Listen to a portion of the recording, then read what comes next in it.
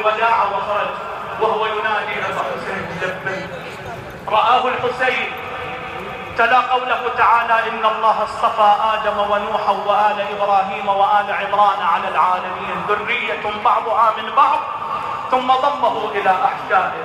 وراح علي الأكبر يقاتل، ومنهم من ينادي هذا محمد قد جاء لنصرة ولده، والآخر ينادي انظروا إلى حملاته وشجاعته وبسالته، هذا علي قد جاء من الغري لنصرة ولده، وهو بيده السيف وينادي أنا علي بن الحسين بن علي أضربكم بالسيف حتى ينتهي ضرب غلام هاشمي علوي تالله لا يحكم فينا ابن الدعي. وخلاصة القضية وعندك التفاصيل، بعد أن قتل مقتلة عظيمة ورجع إلى أبيه يريد جرعة من الماء، والإمام الحسين يقول له ولدي ضع لسانك، قال أبا إن لسانك كالخشبة اليابسة، راجعا الجديد إلى الحرب والقتال. صاح الحسين ولدي أمك